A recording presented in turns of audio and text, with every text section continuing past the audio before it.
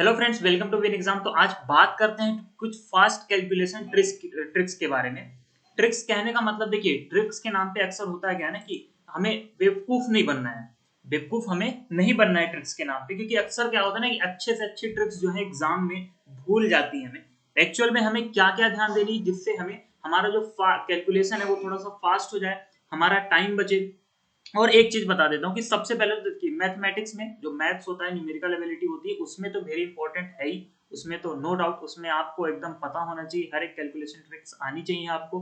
तभी आप अपना कैलकुलेशन का टाइम, जो सॉल्विंग टाइम है क्वेश्चन का, वो बचा पाओगे। क्योंकि कैलकुलेशन एक आपके पूरे सोल्यूशन का एक छोटा सा पार्ट होता है, ना कि पूरा वो सोल्यूशन होता है।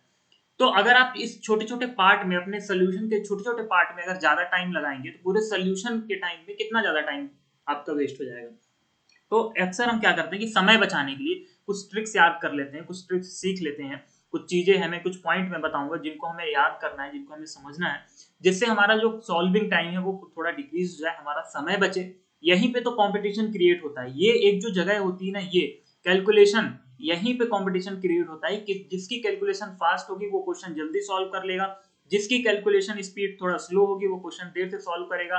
क्वेश्चन सब सॉल्व कर लेते हैं क्योंकि सब पढ़ के जा रहे हैं, सब सीख के जा रहे हैं। तो ऐसा नहीं है कि कोई किसी से, मतलब ये सिंपल सिंपल क्वेश्चन सॉल्व नहीं होंगे।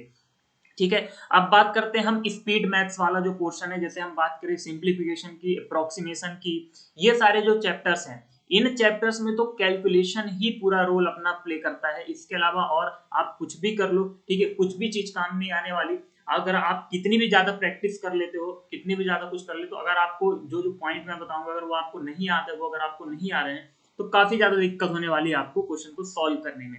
ये तो हो गई न्यूमेरिकल एबिलिटी की बात। अब देखिए, रीजनिंग में भी काफी जगह ये कैलकुलेशन ट्रिक्स काम में आती हैं। चैप्टर्स के नाम अगर मैं बताऊं तो जैसे सिंबल्स एंड नोटेशन हो गया। क्लासिफिकेशन में नंबर क्लासिफिकेशन जब आता है तो वहां पे काफी रोल होता है स्क्वायर, क्यूब, इन सब का।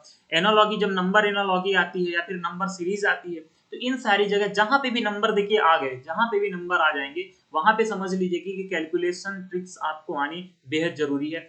कुछ ट्रिक्स मैंने ऑलरेडी बता के रखी हैं, और कुछ ट्रिक्स अगर आपको कोई सा भी, किसी भी तरह की अगर आपको ट्रिक चाहिए तो बिल्कुल कमेंट सेक्शन में बताएं, आपको बेहतरीन ट्रिक्स मिलेगी। आपको मार्केट में देखिए 10 तरह की ट्रिक्स अवेलेबल हैं एक चीज को सॉल्व करने के लिए। स्क्वायर की कई सारी ट्रिक्स अवेलेबल हैं, स्क्वायर रूट के लिए कई सारी ट्रिक्स अवेलेबल हैं, मल्टीप्लिकेशन के लिए कई सारी ट्रिक्स अवेलेबल हैं। लेकिन मैं उन सभी ट्रिक्स में से एक सिर्फ एक ट्रिक निकाल के ले आऊंगा जिसमें सबसे कम टाइम लगेगा। जैसे मान लीजिए 10 हमारे पास 10 ट्रिक्स हैं, तो अब 10 ट्रिक्स में कुछ ना कुछ ऐसा होगा ही नहीं, किसी में ज्यादा टाइम लग रहा है, किसी में कम टाइम लग रहा है। उन 10 ट्रिक्स में से एक ऐसी ट्रिक जिसमें सबसे ज्यादा कम टाइम लगेगा, मैं ऐसी ट्रिक लेके आऊंगा और आपको बताऊंगा। कुछ ट्रिक्स मैंने बता रखी है, अगर आपको देखना हो तो आप जाके देख सकते हैं प्लेलिस्ट में जाके। क्लियर, शॉर्ट ट्रिक्स कैलकुलेशन नाम की वहां पे प्लेलिस्ट होगी, आप वहां पे जाके देख सकते हैं। नहीं तो आप कमेंट सेक्शन में बिल्कुल बताएं, आपको या तो लिंक मिल जाएगा या तो आपको कंप्लीट वीडियो मिल जाएगी पूरे कैलकुलेशन ट्रिक की। अब आइए बात करते हैं कि क्या क्या इंपॉर्टेंट चीजें हैं। देखिए, एग्जाम्स आपके लाइनअप में लगातार, आरबीआई हो गया, बैंकिंग हो गया, एसएससी हो गया। हाँ, मैं ये बोलने वाला था कि खासकर बैंकिंग एग्जाम में ये काफी रोल प्ले करता है, क्योंकि बैंकिंग एग्जाम्स में आपने देखे होंगे आपको काफी कम समय मिलता है एक कोई क्वेश्चन को सॉल्व करने के लिए। इवन जो आरआरबी, आईबीपीएस, आरआरबी का एग्जाम होता है उसमें आपको सिर्फ 30 सेकंड मिलते हैं। 30 सेकंड से भी कम टाइम में आपको कई सारे क्वेश्चन सॉल्व करने रहते हैं। इवन 10-10 सेकंड का टारगेट लेके चलना पड़ता है आपको।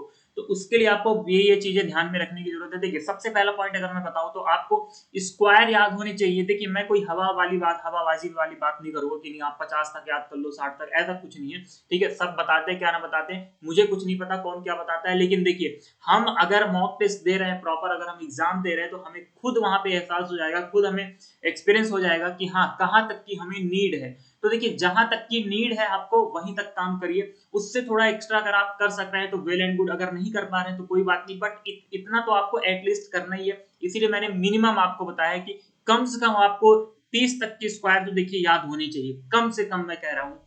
इससे ज्यादा अगर आप याद कर पा रहे हो तो अच्छी बात है, नहीं कर पा रहे हो तो 30 तक तो याद होनी चाहिए। कैसे याद करना है वो भी अभी मैं सारी चीज बताऊंगा कि याद कैसे करना है। रटना तो है ही नहीं, देखिए रटना तो है ही नहीं, रटोगे एग्जाम में भूल जाओगे, 100% श्योर है। रटना नहीं है, आपको पिक्टोरियल फॉर्म में आपको अपने उसकी जो इमेज है वो आपको अपने दिमाग में बैठाना है, अपने दिल दिमाग में बैठाना है। कैसे करना है उस पर भी हम बात करेंगे। इसके बाद आपको क्यूब याद करना है, 25 तक के आपको क्यूब कम से कम याद होने चाहिए। मैं नहीं कह रहा हूं आप 30 तक के याद करो, आप एटलीस्ट 25 तक के क्यूब याद करो, और स्क्वायर आप याद करो 30 तक के।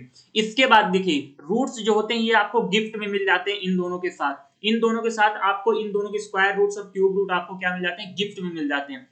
जैसे 2 का स्क्वायर 4, 2 का क्यूब क्या हो जाएगा 8। तो अगर मान लीजिए कहीं पे 8 आ गया तो क्या आप नहीं बता पाओगे कि ये 2 का स्क्वायर 2 का क्यूब रूट है, कहीं पे 4 आ गया तो क्या आप नहीं बता पाएंगे कि ये 2 का स्क्वायर रूट है। तो कहने का मतलब स्क्वायर रूट आप याद करो, स्क्वायर याद करो, क्यूब याद करो, स्क्वायर और क्यूब के साथ रूट्स आपको ऑलरेडी गिफ्ट में मिल जाएंगे, चाहे वो स्क्वायर रूट हो चाहे वो क्यूब रूट हो।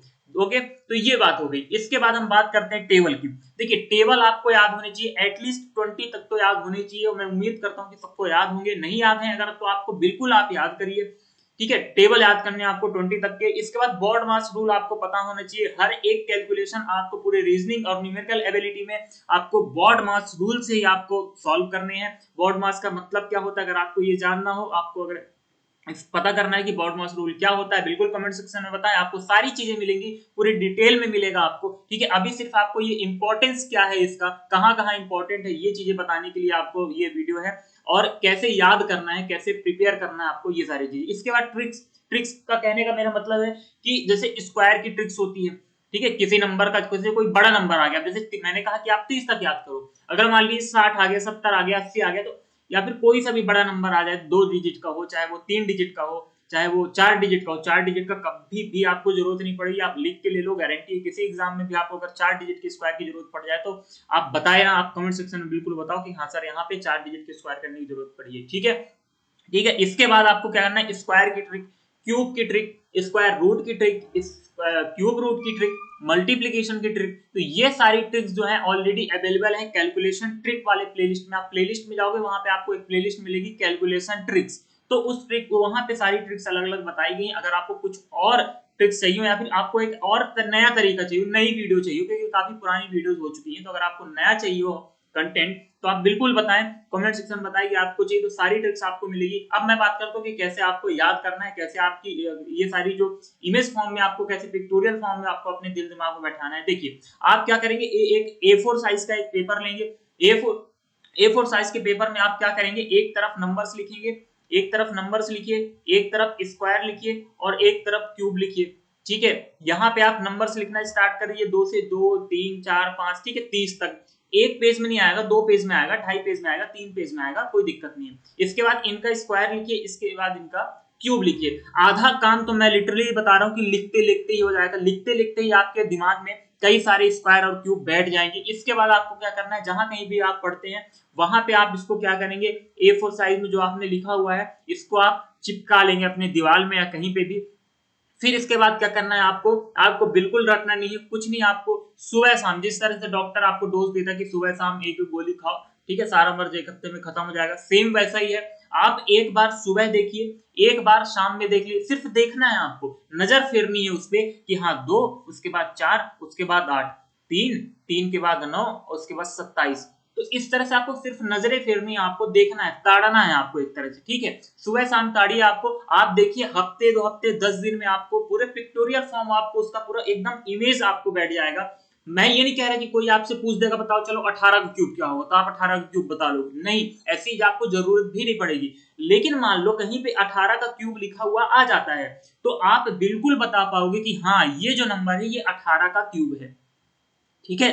तो होता है ना कि जैसे आप किसी इंसान को, जैसे आप अगर मान लीजिए कभी आप देखे हुए हो, तो दोबारा आप भले उसको, मतलब आप इमेज आपको नहीं याद में आ रही, लेकिन वही इंसान अगर आपके सामने दोबारा आ जाए तो आप बिल्कुल बता सकते हो बड़े आराम से कि अरे ये तो वही इंसान है जिसको मैंने वहां पे देखा था।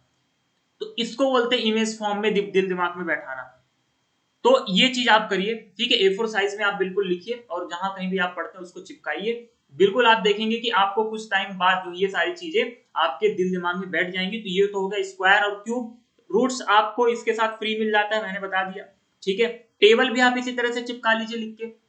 और किसी भी तरह की आपको ट्रिक चाहिए तो बिल्कुल आप बताइए कमेंट सेक्शन में। वीडियो कैसा लगा, इन्फॉर्मेशन आपको कैसी लगी, जानकारी आपके लिए यूजफुल रही, हेल्पफुल रही कि नहीं रही, बिल्कुल कमेंट सेक्शन में बताएं।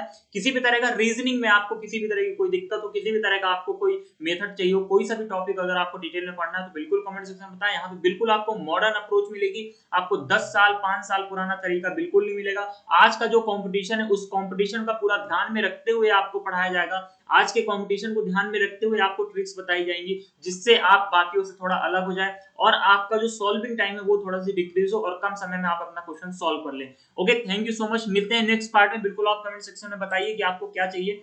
अदर और नहीं तो फिर मिलेंगे नेक्स्ट वीडियो में कुछ ना कुछ एक नई ट्रिक के साथ और नई इंफॉर्मेशन के साथ। Okay, thank you so much.